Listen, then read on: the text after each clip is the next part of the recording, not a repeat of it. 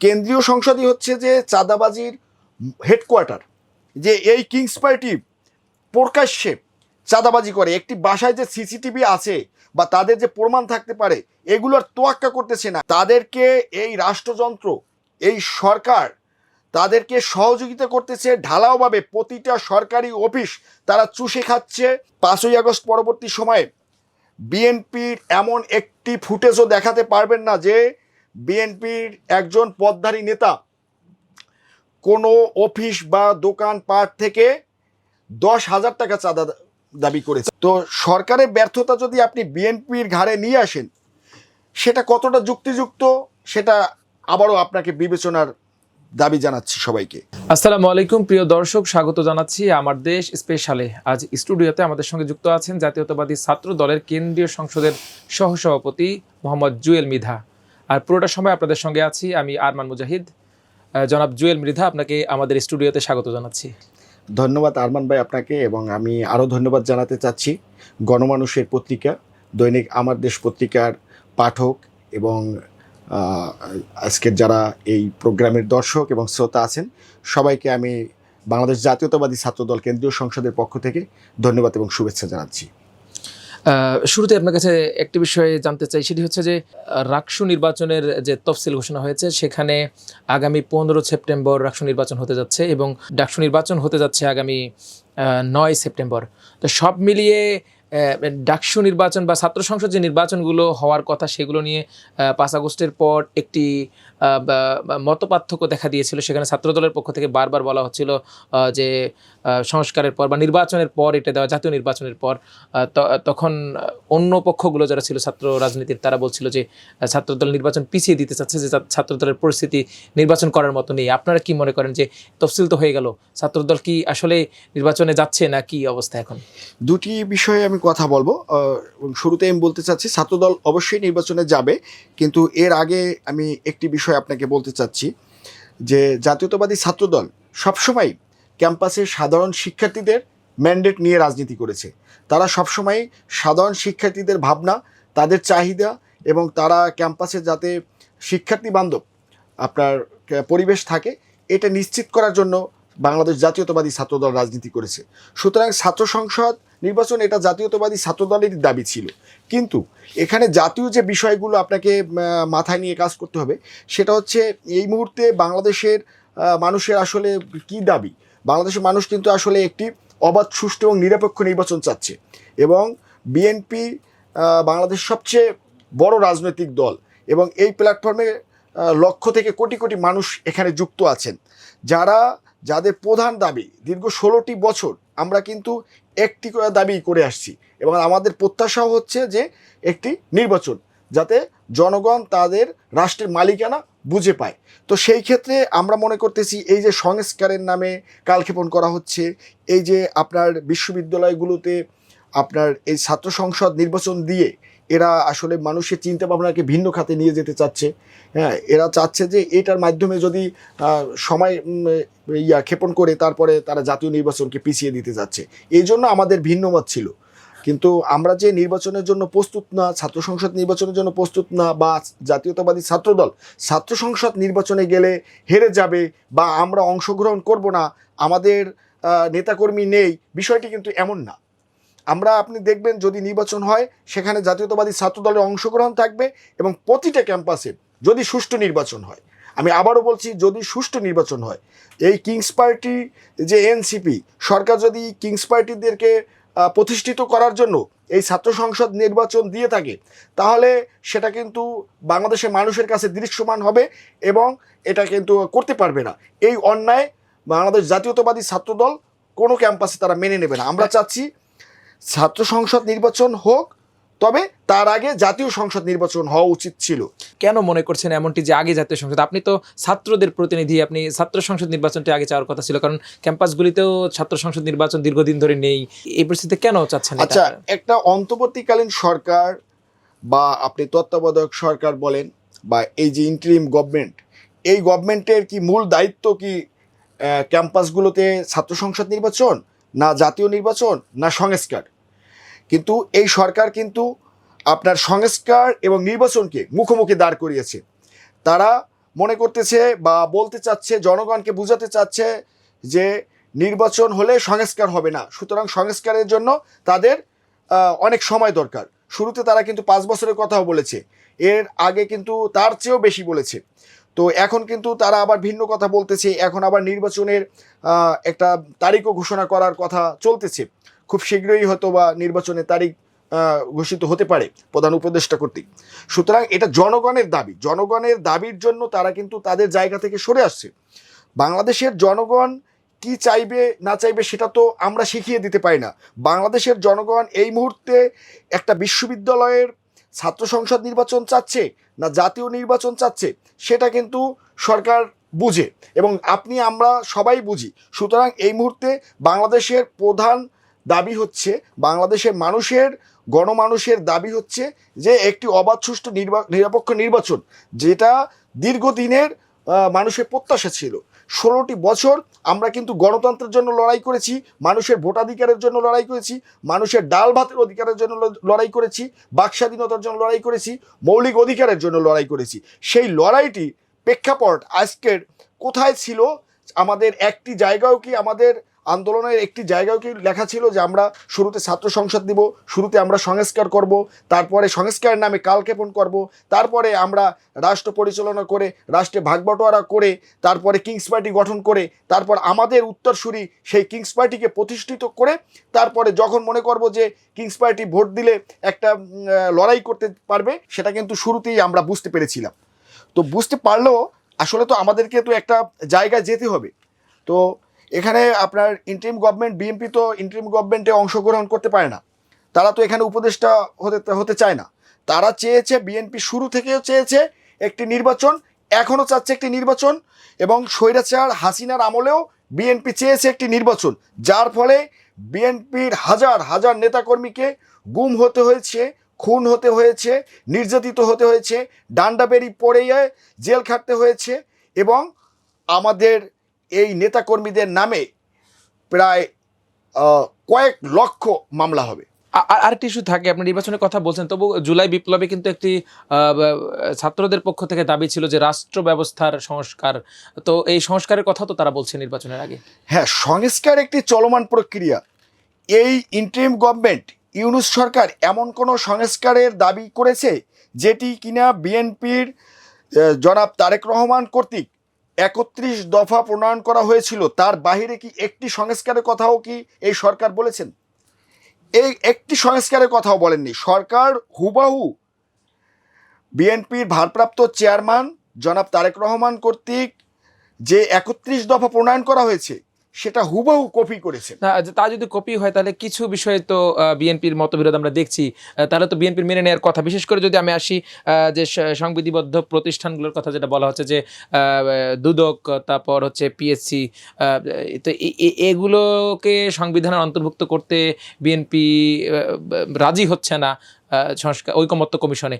সেক্ষেত্রে social media থেকে মিডিয়ায় নানা আলোচনা সমালোচনা হচ্ছে। আপনি কি মনে করেন যে এগুলো কি আসলে আগের মতোই থাকবে? কোনটাকে আপনি দেখেন, বিএনপি তো আগেও রাষ্ট্র ক্ষমতায় ছিল, তাদের কিন্তু একটা অভিজ্ঞতা আছে। আপনি অভিজ্ঞতাকে কিন্তু মূল্যায়ন করতে হবে। আপনি শুধুমাত্র পুঁথিগত বিদ্যা দিয়ে সব কিছু চলে না।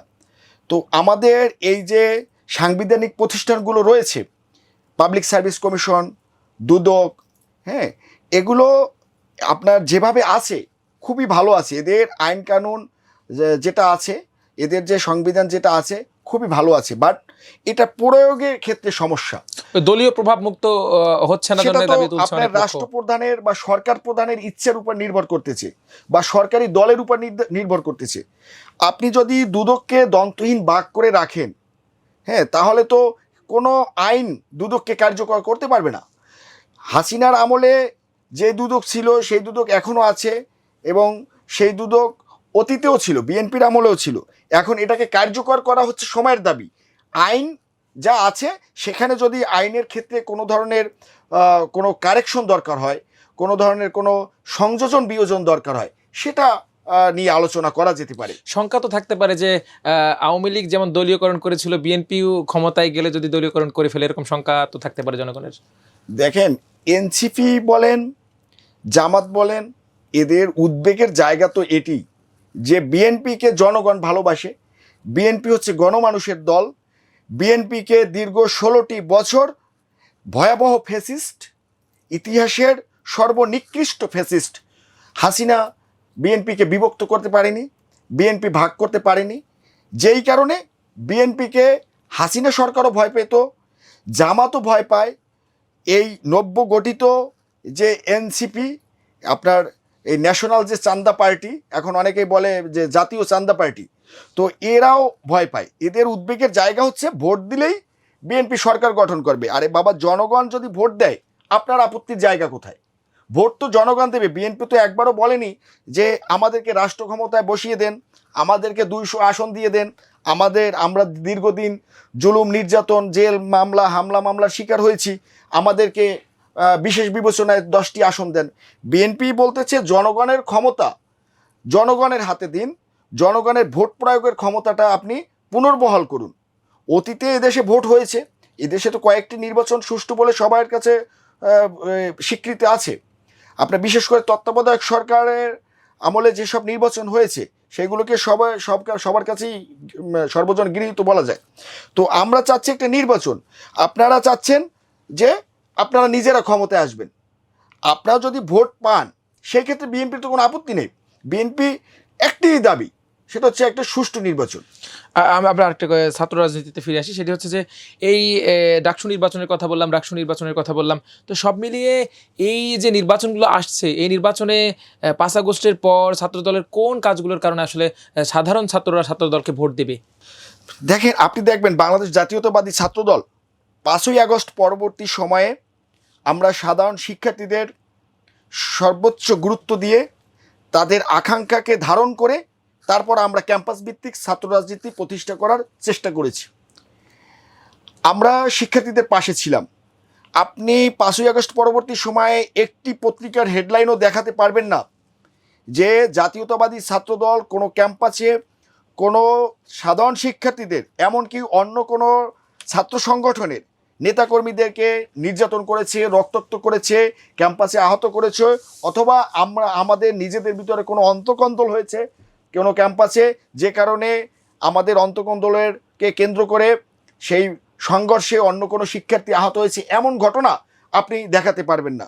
সুতরাং জাতীয়তাবাদী ছাত্রদল সাধারণ শিক্ষার্থীদের ম্যান্ডেট নিয়ে রাজনীতি করে, সাধারণ শিক্ষার্থীদের আকাঙ্ক্ষাকে ধারণ করে এবং তাদের চাহিদা নিয়ে ছাত্র রাজনীতি করে। এই ক্ষেত্রে আমরা মনে করি, আমরা বিশ্বাস করি, আমরা ছাত্রদল সাধারণ শিক্ষার্থীদের পাশে ছিলাম এবং ভবিষ্যতেও আমরা সাধারণ শিক্ষার্থীদের যে কোনো প্রয়োজনে তাদের পাশে থেকেই রাজনীতিটা করতে চাই, যে কারণেই বাংলাদেশ জাতীয়তাবাদী ছাত্রদলকেই বেছে নেবে সাধারণ শিক্ষার্থীরা।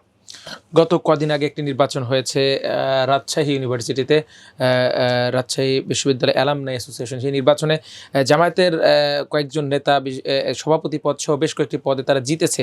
আসলে সোশ্যাল মিডিয়া এটি নিয়ে অনেক লেখালেখি করছেন। আপনি কি মনে করেন যে এই রুয়া নির্বাচন ডাকসু বা রাকসু বা অন্য ছাত্র সংসদ নির্বাচনগুলোতে কোনো প্রভাব ফেলবে কিনা? দেখেন, রাজশাহী ইউনিভার্সিটি বাংলাদেশের ছাত্র রাজনীতিতে একটা ব্যতিক্রম লক্ষ্য করা যায়। এখানে জামাত শিবিরের গুপ্ত রাজনীতি এখানে দীর্ঘদিন ধরে পরিচালিত হয়ে আসছে এবং এখানে ওদের একটা সিন্ডিকেট রয়েছে এবং ওরা যে ক্যাম্পাসে সন্ত্রাস ভিত্তিক রাজনীতি পরিচালিত করতে চায় তারই একটি নমুনা হচ্ছে রাজশাহী ইউনিভার্সিটি।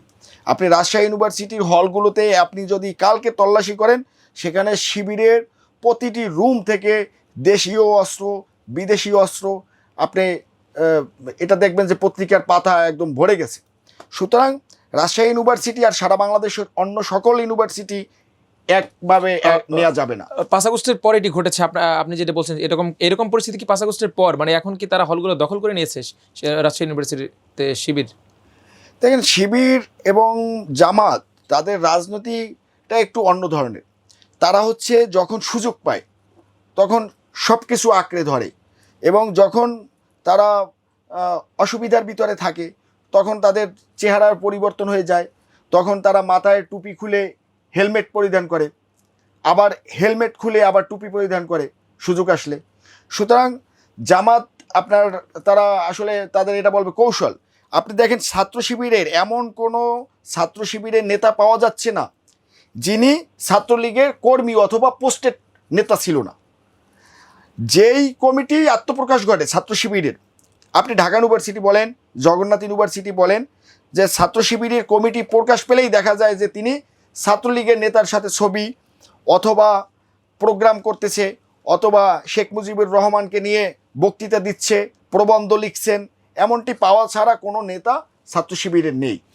আমরা এমনটিও কিন্তু দেখেছি, গত কালকের নিউজ বেশ কয়েকটি পত্রিকায় হয়েছে, চট্টগ্রামের 6টি বেসরকারি বিশ্ববিদ্যালয়ের ছাত্রদলের কমিটি হয়েছে, যেখানে কয়েকজন ছাত্রলীগ কর্মীকে ছাত্রদলের কমিটিতে স্থান দেওয়া হওয়াতে ছাত্রদলের 4 জন পদত্যাগ করেছেন।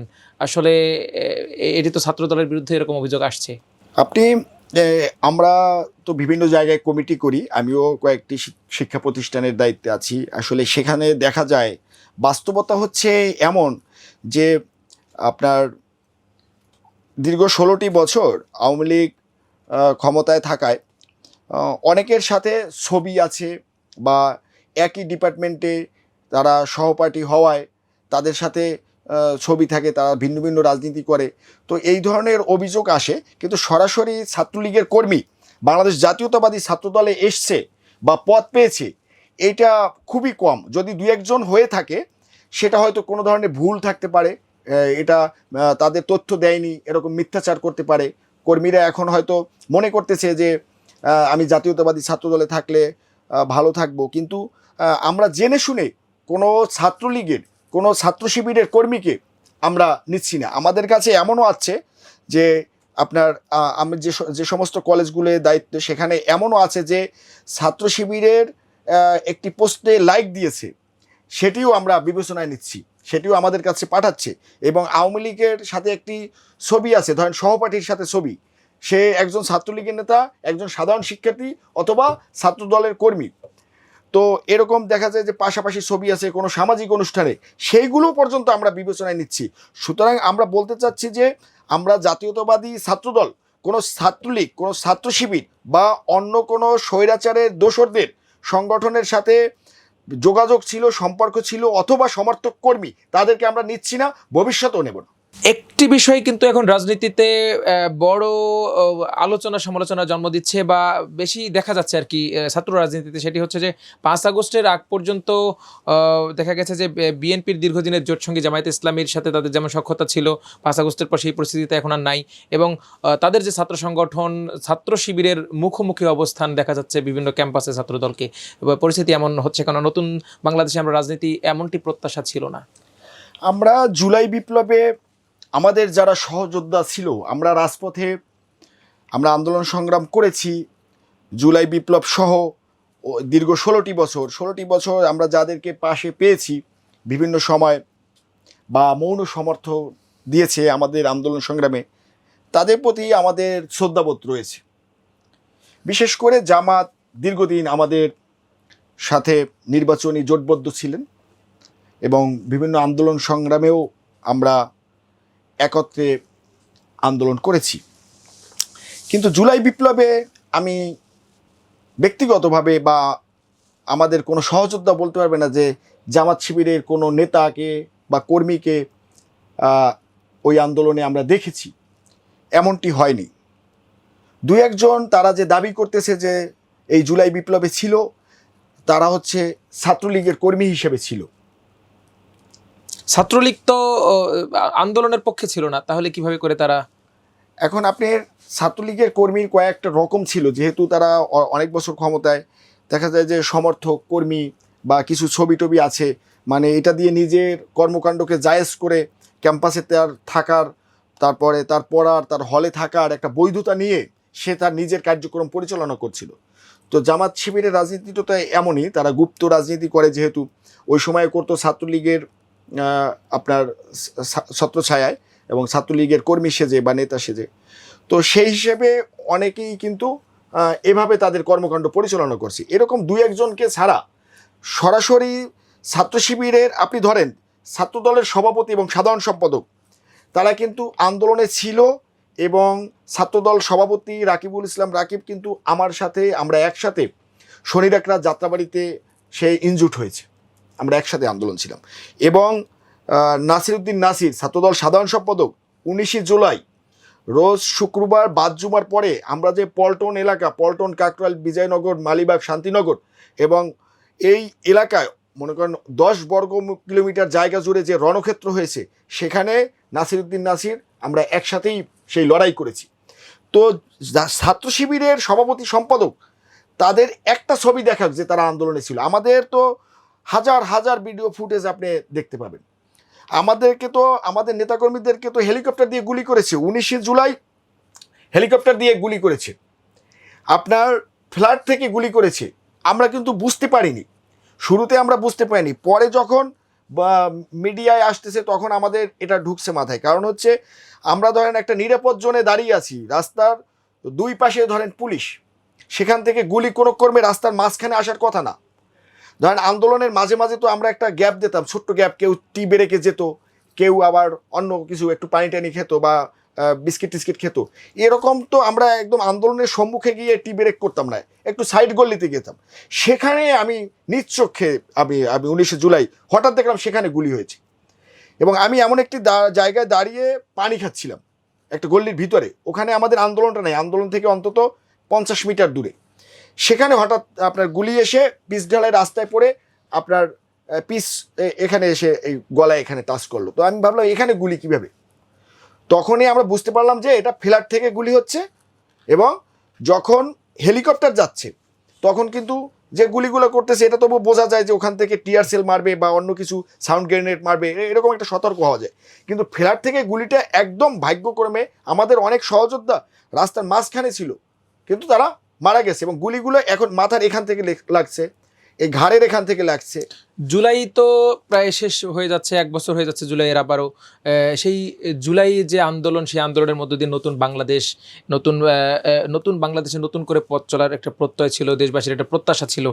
তো সেই বাংলাদেশেও আমরা দেখছি যে যাদের মাধ্যমে এই নতুন বাংলাদেশ সৃষ্টি হলো, বলা যায় যে প্ল্যাটফর্মের মাধ্যমে, সেই প্ল্যাটফর্মের নেতারাও, বৈষম্য বিরোধী নেতারাও এখন চাঁদাবাজিতে বিভিন্ন জায়গায় আটক হচ্ছে।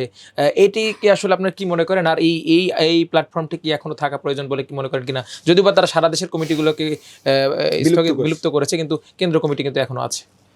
এটা হচ্ছে মানে গোড়ায় গলদ, যেখানে সমস্যা সেখানে রেখে তারা অন্যান্য জায়গায়, আপনার মনে করেন যে ক্যান্সার হয়েছে আপনার ধরেন বুকের ভিতরে কোথাও, হার্টে বা অন্য কোথাও, আপনি হাত পা সব কেটে ফেললেন, তাহলে কি আপনার রোগ সারবে? তো কেন্দ্রীয় সংসদই হচ্ছে যে চাঁদাবাজির হেডকোয়ার্টার। এনসিপির যে এই যে বৈষম্য বিরোধী ছাত্র আন্দোলনের যে একটা সেন্ট্রাল কমিটি ছিল, এটাই হচ্ছে চাঁদাবাজি হেডকোয়ার্টার। শুরুতে এরা চাঁদাবাজি করেছে সমন্বয়ক পরিচয়ে, তারপরে সমন্বয়ক তারা বিলুপ্ত করছে, ধরা পড়ছে আর বিলুপ্ত করছে। তারপরে বৈষম্য বিরোধী আন্দোলনের নামে চাঁদাবাজি হয়েছে, এটাও সারা বাংলাদেশে বিলুপ্ত করছে। এখন আবার এনসিপি এই যে এনসিপির সদস্য, এনসিপির এই পদ, এই উত্তরাঞ্চল প্রধান, এই দক্ষিণাঞ্চল প্রধান, এই মুখ্য সংগঠক, এই অমুক সংগঠক, বাংলাদেশের মানুষ নতুন নতুন পরিচয়ে এই গিয়া চাঁদাবাজি করতেছে। আপনি 5ই আগস্ট পরবর্তী সময়ে বিএনপির এমন একটি ফুটেজও দেখাতে পারবেন না যে বিএনপির একজন পদধারী নেতা কোনো অফিস বা দোকান পাট থেকে 10,000 টাকা চাঁদা দাবি করেছে। তবে কিছু অভিযোগ মিডিয়াতে কিন্তু এসেছিল যে বিভিন্ন জায়গায় চাঁদাবাজির অভিযোগ যুবদল, ছাত্রদল বা বিভিন্ন অঙ্গ সংগঠনগুলোর নেতাদের বিরুদ্ধে আমরা দেখেছি। এগুলোর জন্য কেন্দ্র থেকে তাদেরকে বহিষ্কারের বিষয়ও ঘটেছিল, যে বিবৃতি দিয়ে বহিষ্কার করার ঘটনা ঘটেছে। বিএনপি একটি বড় দল, এখানে লক্ষ লক্ষ নয় কোটি কোটি সমর্থক এবং লক্ষ লক্ষ নেতাকর্মী। এখানেও যে ভালো মন্দ নেই এটা তো আমরা বলবো না, কিন্তু বিএনপি এটার বিরুদ্ধে ব্যবস্থা নিচ্ছে কিনা এটা হচ্ছে বিষয়। আমাদের ভারপ্রাপ্ত চেয়ারম্যান তিনি বলছেন যে কোথাও বিএনপির নেতাকর্মী সে অপরাধ করছে কিনা এটাও আমরা দেখতেছি না, দেখবো না। সে ওই ঘটনার সাথে তার নাম চলে আসছে মানেই তাকে বহিষ্কার, এভাবে আমরা ঢালাওভাবে বহিষ্কার করেছি এবং পানিশমেন্টের আওতায় নিয়ে আসায় আপনি পত্রিকা খুললে আপনি বিএনপির নামে এমন ঘটনা দেখতে পারবেন না। কিন্তু আজকেরও আমি আপনাকে দেখাতে পারি এই মুহূর্তে সোশ্যাল মিডিয়ায় আপনার এই যে জামাত, আমার ফোন থেকে দেখাতে পারি, জামাতের এক নেতা আপনার সে চাঁদাবাজির দায়ে সে গ্রেপ্তার হয়েছে। যে সমকাল পত্রিকা এসছে, সব দেশের সকল শীর্ষ পত্রিকা এসছে অনলাইনে, চাঁদা না দেওয়ায় 10 দোকানে তালা দিয়েছেন জামাতের নেতারা এবং গ্রেপ্তার হয়েছেন 4 জন। তো 10টি দোকানে তারা তালা দিয়েছে, এটা হচ্ছে আজকের নিউজ। আর ওদিকে আবার এনসিপি কি করলো, এই যে রিসেন্টলি আপনি গ্রেপ্তার হলো গুলশানে এক এমপির বাসায়, সাবেক এক এমপির বাসায় 50 লক্ষ টাকা চাঁদা দাবি করেছে এবং তাকে কিন্তু 10 লক্ষ টাকা দিয়েছে। তারা কিন্তু 10 লক্ষ টাকা নিয়ে আসতে পারতো। তাদের এতটা লোভ লালসা হয়েছে যে তারা আরও দাবি করতেছিল, আরও চার্জ করতেছিল। এই অবস্থায় তারা প্রশাসনের সহযোগিতা নিয়েছে। তাহলে আইন শৃঙ্খলার অবস্থাও বা কোথায় গিয়েছে যে এই কিংস পার্টি প্রকাশ্যে চাঁদাবাজি করে। একটি বাসায় যে সিসিটিভি আছে বা তাদের যে প্রমাণ থাকতে পারে, এগুলোর তোয়াক্কা করতেছে না। আপনি কি মনে করতেছেন এই এনসিপির এই চাঁদাবাজরা সে বুঝতেছে না যে এর একটা প্রমাণ থাকবে বা এটা আইনের আশ্রয় নিতে পারে? তাদেরকে এই রাষ্ট্রযন্ত্র, এই সরকার তাদেরকে সহযোগিতা করতেছে ঢালাওভাবে। প্রতিটা সরকারি অফিস তারা চুষে খাচ্ছে এবং প্রতিটা অফিস থেকে আপনি যে মনে করেন যে এই যে মেডিকেল কলেজগুলো বা বিভিন্ন প্রতিষ্ঠান থাকে, অথবা সরকারের বিভিন্ন যে প্রতিষ্ঠানের যে একটা আপনার গভর্নিং বডি হয়, সেই বোর্ড মেম্বারের ক্ষেত্রে প্রত্যেক জায়গায় এনসিপির লোক বাধ্যতামূলক। আপনি ডিসি এসপিদেরকে চিঠি দেওয়া আছে, প্রত্যেকটা মন্ত্রণালয়ে চিঠি দেওয়া আছে, সচিবদেরকে নির্দেশ দেওয়া আছে যে এনসিপির লোক ছাড়া কোথাও কোনো বোর্ড মেম্বার হবে না, কোথাও কোনো ধরনের কমিটি হবে না, কোথাও কোনো ধরনের কার্যক্রম পরিচালনা হবে না। সকল ক্ষেত্রে সরকারের কিংস পার্টি এনসিপিকে ভাগবটরা দিতে হবে। আরেকটি বিষয় সেটি হচ্ছে যে এই আপনি চাঁদাবাজি বা যে অভিযোগগুলো করলেন, আইন শৃঙ্খলা পরিস্থিতির অবনতির কথা বলছেন, তো বিরোধী রাজনৈতিক দলগুলো যেগুলো আছে তারাও অভিযোগ করছে যে মিটফোর্টের যে ঘটনা, যেখানে পাথর ছুঁড়ে মারার একটি ঘটনা ঘটেছে, এরপরে লালমনিরহাটের পাটগ্রামে আসামি ছিনতাইয়ের ঘটনা, তারা অভিযোগ করছে যে এই পরিস্থিতিতে নির্বাচন হতে পারে না। আপনার নির্বাচন চাচ্ছেন, তারা বলছে যে আইন শৃঙ্খলা পরিস্থিতির অবনতিতে বিএনপিরও দায় আছে, তাদের নেতাকর্মীরা থানা থেকে যেখানে আসামি ছিনিয়ে নিয়ে আসছে। আপনি কি মনে করেন যে আসলে এক্ষেত্রে বিএনপিরও দায় দেখেন কিনা? বিএনপির দায়ের আগে আপনি বিষয়টা দেখেন যে সরকার তো বিএনপি চালাচ্ছে না, সরকার চালাচ্ছে ইউনূস সরকার, এনসিপি আর একটি বিশেষ প্রতিষ্ঠানের ছাত্র শিক্ষকরা হচ্ছেন উপদেষ্টা, যাদের আন্দোলনে একজনও শাহাদত বরণ করেনি, তারাই চালাচ্ছেন সরকার। এখন সরকার চালাচ্ছে ইউনূস সাহেব এবং এনসিপিরা, আর বদনাম হচ্ছে বিএনপির। তো সরকারের ব্যর্থতা যদি আপনি বিএনপির ঘাড়ে নিয়ে আসেন, সেটা কতটা যুক্তিযুক্ত সেটা আবারও আপনাকে বিবেচনার দাবি জানাচ্ছি সবাইকে। এখানে কি আপনি ব্যর্থতা সরকারেরই দেখছেন? সরকারের শতভাগ ব্যর্থতা রয়েছে, তারপরও সরকারকে কিন্তু বিএনপি সহযোগিতা করে যাচ্ছেন। কারণ কি? কারণ হচ্ছে এই সরকার যদি ব্যর্থ হয়, এই জুলাই গণঅভ্যুত্থান পরবর্তী সরকার ব্যর্থ হলে এই জুলাই গণঅভ্যুত্থান নিয়ে প্রশ্ন উঠবে। এখানে বাংলাদেশ জাতীয়তাবাদী দল এবং বিএনপির ভারপ্রাপ্ত চেয়ারম্যান জনাব তারেক রহমান, তিনি এই আন্দোলনকে ধারণ করে, তিনি জুলাই বিপ্লবকে ধারণ করেন এবং তিনি সকল মহলের সাথে কথা বলে বৈষম্য বিরোধী আন্দোলনকে বা কোঠা বিরোধী আন্দোলনকে হাসিনা পতনের এক দফা দাবিতে রূপান্তরিত করার মহানায়ক হচ্ছেন জনাব তারেক রহমান। এবং তিনি যদি সর্বমহলের সাথে কথা না বলতেন, তিনি যদি যোগাযোগ স্থাপন করে এই আন্দোলনে আপনার সর্ব ধরনের সহযোগিতা করে তার সংগঠনগুলোকে, ছাত্রদল, যুবদল, স্বেচ্ছাসেবক দলকে মাঠে না নামাতেন, তাহলে এই আন্দোলন কখনোই এক দফায় রূপান্তরিত হতো না এবং হাসিনার পতন হতো না। কারণ কি? আপনি দেখেন এই যে হাসানাত সার্জিসরা, তারা কি করেছে? তারা কিন্তু আন্দোলনের মাঝপথে গিয়ে থেমে গিয়েছিল। তারা হাসানাতের স্পষ্ট ভয়েস রেকর্ড আছে ওভার ফোনে যে এই আন্দোলন হচ্ছে শুধুমাত্র কোঠা বিরোধী আন্দোলন, আমরা কোঠামুক্ত বাংলাদেশ চাই। এই আন্দোলনকে যারা ভিন্ন মাত্রা দিতে চাচ্ছে, যারা সরকার পতনের আন্দোলন হিসেবে গণ্য করাতে চাচ্ছে বা এক দফা দাবিতে রূপান্তরিত করতে চাচ্ছে, তাদের দায়ভার আমি নেব না, আমি হাসানাত নেব না, আমি নেব না, এভাবে সে বারবার স্পষ্ট করছিল। এবং তার মুখে এটাও বলছিল যে আমি স্পষ্ট করছি, যারা এগুলো করতে চাচ্ছে তাদের কোনো দায় দায়িত্ব আমরা নেব না। এবং তারা ডিবি অফিসে গিয়ে হাসানাত সার্জিস এবং নাহিদরা সংবাদ সম্মেলন করে কি বলছিল? মূলত সরকারের সাথে এদের একটা আতাত হয়েছিল, তারা তো বড় ধরনের লেনাদেনা তারা ছিল। সে সময় পরে বলেছিল যে তারা পরিস্থিতির শিকার হয়ে বলতে বাধ্য হয়েছিলেন। কিন্তু এরপর বের হয়েও তারা জনগণকে বিভ্রান্ত করছিল, তারা জনগণকে বারংবার বিভ্রান্ত করেছে। বিএনপি যদি এই আন্দোলনের হাল না ধরতো, আমরা জাতীয়তাবাদী ছাত্রদল, আমরা রাজপথে ছিলাম, আমরা এই আন্দোলনকে ভিতর থেকে বারবার আমরা এক দফা দাবিতে স্লোগান দিয়েছিলাম এবং হাসিনার উপরে দায় চাপিয়ে দেওয়ার মতন আমরা স্লোগান দিয়েছিলাম, যে ধরনের স্লোগানকে এই আপনার বর্তমান এই হাসানাত সার্জিসরা তখন তারা নিষেধ করছিল। জনাব জুয়েল মৃধা, আরেকটি গুরুত্বপূর্ণ ইস্যু সেটি হচ্ছে যে নির্বাচন কোন পদ্ধতিতে হবে সেটি নিয়ে আসলে রাজনীতিতে একরকম ঐকমত্য আসতে পারছে না। কমিশনে গিয়েও রাজনৈতিক দলগুলো পিআর নাকি আগের যে সিস্টেমে নির্বাচন হতো, আপনি আসলে কি মনে করেন? পিআর কোনটাকে আপনি বেটার মনে করেন?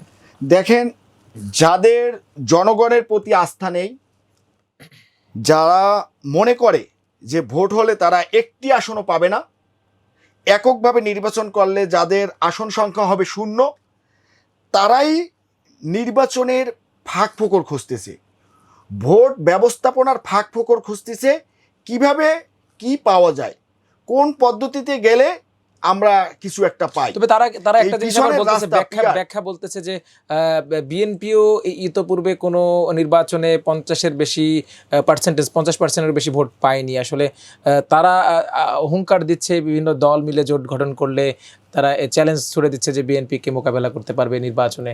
আপনি কি মনে করেন, তাদের সেই সক্ষমতা আছে? দেখেন, বিএনপি তো তাদেরকে ছেড়েই দিয়েছে এক প্রকার। তারা যদি আলাদা নির্বাচন করে, জোট গঠন করে, এটা বিএনপি চাচ্ছে। আপনি কি মনে করতেছেন যে বিএনপি এটা চাচ্ছে না? কারণ হচ্ছে জনাব তারেক রহমান তিনি চাচ্ছে দেশে গণতন্ত্র প্রতিষ্ঠা করতে। তো গণতন্ত্রের মূল শর্ত কি? আপনার যে শক্তিশালী বিরোধী দল থাকতে হবে। এখন বিএনপি যদি সরকার গঠন করে, জনগণের যদি ভোট দেয় বিএনপিকে, তাহলে আপনার বিরোধী দল হওয়ার মতন কিন্তু সেরকম দল দেখা যাচ্ছে না এই মুহূর্তে। তো সেই ক্ষেত্রে জামাত যদি অন্যান্য কিছু মানে এই যে কিংস পার্টি, এনসিপি, তারপরে দালাল চরমনাই, এদেরকে নিয়ে যদি একটা জোট গঠন করে বা মোনাফেকি একটা পার্টি করে, এটা সেই জোটে কতটুকু কি রাজনীতিতে প্রভাব পড়বে বা ভোটের রাজনীতিতে কি প্রভাব পড়বে, সেইটা আসলে অপেক্ষা করা ছাড়া আর কিছুই করার নেই। তো আমরাও চাচ্ছি যে একটা লড়াই হোক, একটা ভোট যুদ্ধ হোক। সেই যুদ্ধে কে জয়ী হবে, কে পরাজিত হবে, এটা বিষয় না। আমরা চাচ্ছি যে এই ভোট যুদ্ধটা যেন অবাধ, সুষ্ঠু এবং নিরপেক্ষ হয়, মানুষের আস্থা ফিরে আসে, গণমানুষ যেন তাদের অধিকার প্রতিষ্ঠা করতে পারে, মানুষের বাক স্বাধীনতা আবার ফিরে পায়, মানুষের ভোটাধিকার ফিরে পায় এবং রাষ্ট্রের প্রকৃত মালিকানা যে মালিক যে জনগণ, তাদের মালিকানা যেন ভোট প্রয়োগের মাধ্যমে তারা ফিরে পায়। এইটাই আমরা শেষ করব। তার আগে ছোট্ট একটি প্রশ্ন, সেটি হচ্ছে যে নতুন বাংলাদেশে ছাত্র রাজনীতিতে একরকম গুণগত পরিবর্তনের কথা অনেকেই দাবি তুলছে, অনেকভাবে বলছে। আবার আমরা দেখেছি ইতিপূর্বে যে ছাত্রলীগ সরকারি দলের বা তার যে মূল দলের লাঠিয়াল বাহিনীতে পরিণত হয়েছিল। আসলে ছাত্রদল কেমন রাজনীতির উপহার দিতে চায় এই বাংলাদেশকে? আপনার মর্নিং শোজ দ্য ডেস একটা কথা আছে, আপনার শুরুতেই কিন্তু বোঝা যায় 5ই আগস্ট পরবর্তী সময়ে আপনার বিএনপি সরকারে না থাকলেও বিএনপি নেতা কর্মীরা কিন্তু অবাধে চলাফেরা করতে পারতেছে, প্রতিটা ক্যাম্পাসে কিন্তু ছাত্রদল তার কার্যক্রম সুষ্ঠুভাবে পরিচালনা করছে। তো এই ক্ষেত্রে বিএনপি যদি কিছু করতো, ছাত্রদল যদি ছাত্রলীগের ন্যায় রাজনীতিটা করতো, তাহলে কিন্তু এখনই সেটা প্রমাণ জনগণ পেত। তো অতীতেও বাংলাদেশ জাতীয়তাবাদী ছাত্রদল ছাত্রলীগের ন্যায় রাজনীতি করেনি, ছাত্রলীগের ন্যায় টেন্ডারবাজি, ক্যাম্পাসে প্রশ্নপত্র ফাঁস, শিক্ষক নিয়োগে দুর্নীতি, মাদকের রুট পরিচালনা, চাঁদাবাজি, আপনার এমনকি চায়ের দোকান থেকেও তারা বাকি খেত হাজার হাজার টাকা। তো এই যে কর্মকাণ্ডগুলো ছাত্রলীগ করতো এবং সাধারণ শিক্ষার্থীদের নির্যাতন, খুন, ধর্ষণ, এমন কোনো কাজ, এবং এই যে টিএসসিতে ঢাকা বিশ্ববিদ্যালয়ের ছাত্রলীগ যে রাতে 12টা বাজলেই তারা কিন্তু ছিনতাই করতো, আপনার সাধারণ মানুষ ওখান থেকে চলাচল করতে পারতো না। সেই ঘটনাগুলো কিন্তু ছাত্র দলের একটি ঘটনাও পাবেন না যে জাতীয়তাবাদী ছাত্রদল এই ধরনের অমানবিক কার্যক্রমের সাথে জড়িত আছে। বরঞ্চ জাতীয়তাবাদী ছাত্রদল বলতে পারবে তারা প্রতিটা ক্যাম্পাসে মানবিক কার্যক্রম পরিচালনা করেছে, সাধারণ শিক্ষার্থীদের বিপদে আপদে পাশে দাঁড়িয়েছে। যখন মানে আমরা প্রত্যাশা করতে পারি ছাত্রদল আগামীর রাজনীতিতে একটি সুস্থ ধারার ছাত্র রাজনীতি উপহার দিতে সহযোগিতা করবে, এটি তো প্রত্যাশা করতে পারি। দেখেন, আমরা তো বিএনপির ভারপ্রাপ্ত চেয়ারম্যান মহোদয়ের সাথে বিভিন্ন কারণে আমরা কাজ করার বা রাজনীতি করার সুযোগ পাই, ওনার দিক নির্দেশনা আমরা পাই। তো জনাব তারেক রহমান তিনি ভবিষ্যৎ বাংলাদেশকে একটি আধুনিক মানবিক বাংলাদেশ হিসেবে বিনির্মাণ করতে চাচ্ছেন। তিনি চাচ্ছেন যে ছাত্রদল, যুবদল এবং অন্যান্য অঙ্গ সংগঠন সহ বিএনপি যেন গণমানুষের হয়ে রাজনীতি করে। তারা কোনো ধরনের ক্ষমতার অপব্যবহার করার বিন্দুমাত্র সুযোগ পাবে বলে আমার মনে হচ্ছে না। এবং আরেকটি বিষয় মাথায় নিতে হবে এবং আমাদেরকে বুঝতে হবে, মানুষ পরিবেশ দ্বারা প্রভাবিত হয়। ভারপ্রাপ্ত চেয়ারম্যান মহোদয় দীর্ঘ 16-17টি বছর তিনি যুক্তরাজ্যে বসবাস করতেছেন, ওখানের পরিবেশ দ্বারা তিনি প্রভাবিত হচ্ছেন। ওখানে কিন্তু আপনার জনকল্যাণমূলক গণতন্ত্র প্রতিষ্ঠিত আছেন। সেখানে থেকে তিনি বাংলাদেশে একটি মানবিক রাষ্ট্র পরিচয় হিসেবে তৈরি করবেন এবং একটি উদার গণতান্ত্রিক শাসন ব্যবস্থা তিনি প্রতিষ্ঠা করবেন বলে আমরা বিশ্বাস করি। জনাব জুয়েল মৃধা, আপনার গুরুত্বপূর্ণ সময় থেকে আমাদেরকে সময় দেওয়ার জন্য ধন্যবাদ। হয়তো পরবর্তী কোনো আয়োজনে আবারও দেখা হবে, সে পর্যন্ত ভালো থাকবেন। দর্শক, আজ এখানে শেষ করতে হচ্ছে। সবাই ভালো থাকুন, সুস্থ থাকুন, থাকুন আমার দেশের সঙ্গে। আল্লাহ হাফেজ।